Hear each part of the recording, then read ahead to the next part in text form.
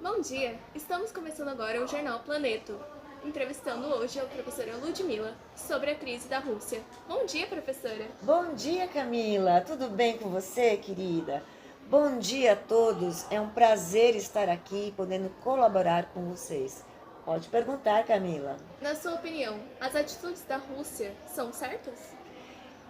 Então, Camila, eu acho meio complicado, né, colocar assim o que é certo, o que é errado. Mas fique muito bem claro que eu não sou a favor da guerra, tá? O que eu vou colocar agora é assim, afinal de contas, como tudo se iniciou, né, Camila? Por que que a Rússia, de repente, teve essa atitude que muitos, eu acho que é uma boa porcentagem do planeta, está assim, aterrorizada, achando a Rússia uma grande vilã. Mas será que a Rússia realmente é a vilã dessa história? Né? Então, eu não sei se eu poderia continuar, ou se de repente você tem, né? Eu gostaria de fazer mais algum questionamento, que aí eu dou essa continuidade, ou se você me dá a liberdade, posso ir continuando com esse esclarecimento, Camila? Pode. Então, legal. Então, pessoal, é assim, com relação à atitude da Rússia, né, ela não se deu no momento que nós vimos através da mídia, né, a guerra, de repente, a invasão, né, entre aspas, da Rússia lá na Ucrânia, né? Isso já começou muito antes, lá atrás.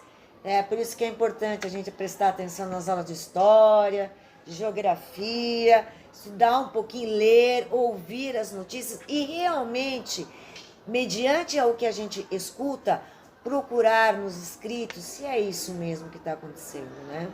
Então vamos, por exemplo, falar o seguinte: vamos pensar na Guerra Fria, né, onde de repente houve toda uma separação, né, entre os países, as partes, né, que faziam parte lá da antiga União Soviética, né, e aí se separaram.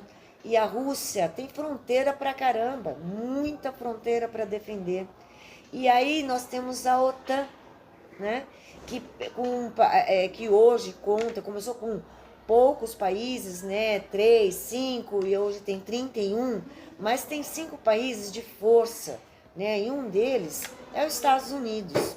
Estados Unidos, pessoal, tem a maior força bélica do mundo, tá? Uma das mais modernas e o que possui mais armas, né? Vocês acham que os Estados Unidos se contenta em não ser chamado o primeiro país, né, do mundo?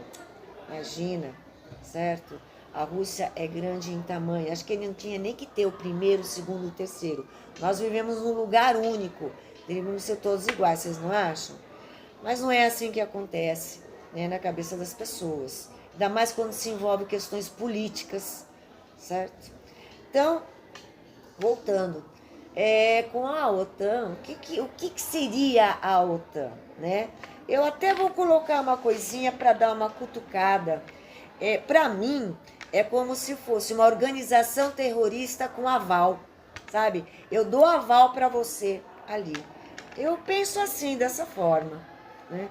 Então, de repente, eu tenho lá países que fazem o pacto, né, estão lá dentro da OTAN.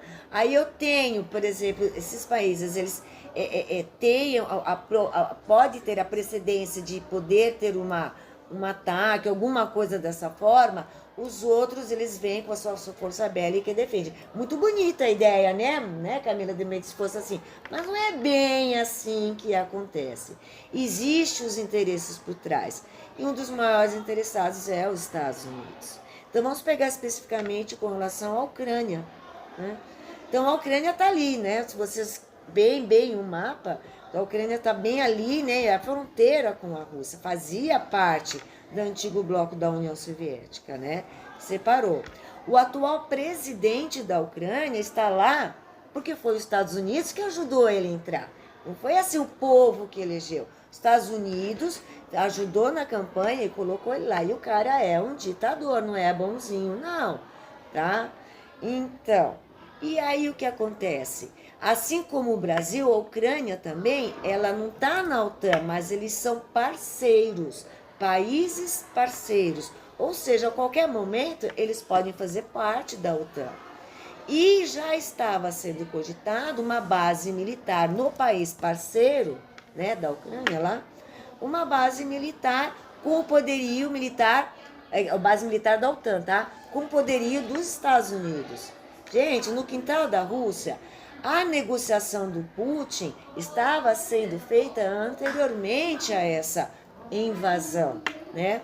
Não estava dando certo, o cerco estava apertando, os países que não haviam entrado, que fizeram o antigo Pacto de Varsóvia, que é um corredor, como se fosse um corredor de transição, né?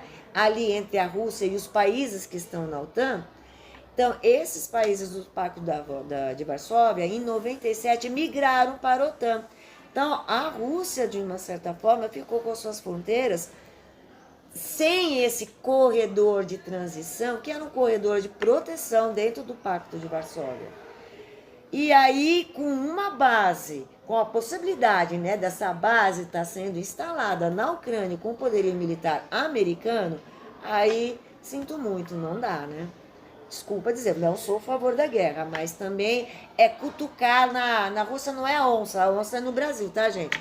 Na Rússia é urso lá, o bicho lá, símbolo é urso, então cutucar o urso com a vara curta, o urso deu a mãozada, né? E que a gente chama que foi a invasão, né, da Rússia em relação lá da Ucrânia.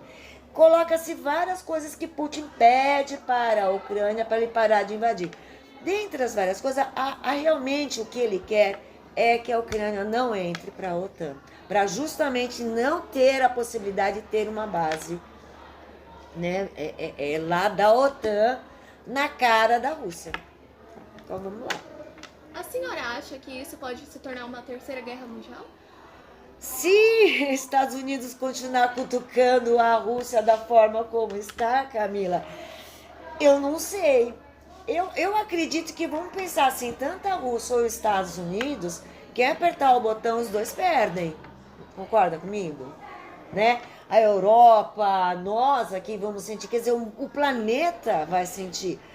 Mas eu temo sim, tá? Até porque nós temos mais um país que ele está em cima do muro, mas ele é extremamente preocupante, que é a China, tá? A China, ela fala assim que nem apoia ou desapoia a questão da Rússia. Japão já disse que está apoiando a questão da Ucrânia. Gente, está começando a ficar preocupante isso. Eu gostaria de pensar que vai haver uma outra forma de poder resolver isso. Gostaria de pensar que não seja por uma guerra biológica, né? Porque uma guerra biológica, a gente já sabe o que ela pode ocasionar. Você mata pessoas civis também, mas não destrói, né, o ambiente, o ar, a atmosfera, alguma coisa desse jeito que possa manter a sobrevivência dos demais dentro do planeta, né? Então, olha, Camila, eu não sei dizer para você, mas possibilidades assim, sabe? Na matemática a gente usa o fator N, 50% de chances sim e 50% de chances para não, né? Então, mas o temor eu tenho. Muito obrigada pelas entrevistas e pela disponibilidade. Tá? Imagina, ó, sempre que vocês precisarem, né? E como eu falo, pessoal, é muito legal que vocês assistam, por exemplo, as notícias, que vocês leiam, mas procurem também outras fontes, porque, como eu disse, até vou falar mais uma coisinha, né, que eu até esqueci. A questão da mídia sensacionalista. Nós temos mais 18 guerras acontecendo, não, mas agora a evidência é a Rússia e a Ucrânia, né? Mas temos outras e temos guerras acontecendo em menor proporção, por exemplo, dentro da própria África. Lá você tem as crianças negras, né, passando assim horrores. Mas o que a mídia mostra é a criança branca da Ucrânia, né? Lá toda perdida, aí a população mundial se sensibiliza. O que não mostra? As demais e uma criança negra também, né, passando horrores. Então eu acho que o mundo, as pessoas, o ser humano, ele precisa repensar todos os conceitos no que é ser humano realmente, né? Será que a gente precisa de todas essas conquistas? Eu fico pensando, o planeta, a gente soubesse dividir, dá para todo mundo, não é verdade? Não precisaria de guerras, desses conflitos. Mas o conflito, ele acontece desde que o ser humano aprendeu a viver em comunidades, na época quando ele era lá da época das cavernas. Aí um já começava a guerrear um povo, né, do outro, e faz parte do perfil da nossa espécie, felizmente, né? Quem sabe um dia, talvez eu fico pensando assim, a gente tem que sofrer, será que tanto como espécie humana para aprender? Eu gostaria que a gente aprendesse antes, né? Mas é isso aí, querida. Muito obrigada a vocês, tá? Do Planeto, todos os que fazem parte do planeta, os câmeras menos, né? Tem a cameraman, o cameraman, os redatores, a jornalista. Parabéns para vocês pelo trabalho. Muito obrigada. Todos nós agradecemos a senhora também pela disponibilidade. De nada. Voltamos agora com o Jornal Planeto.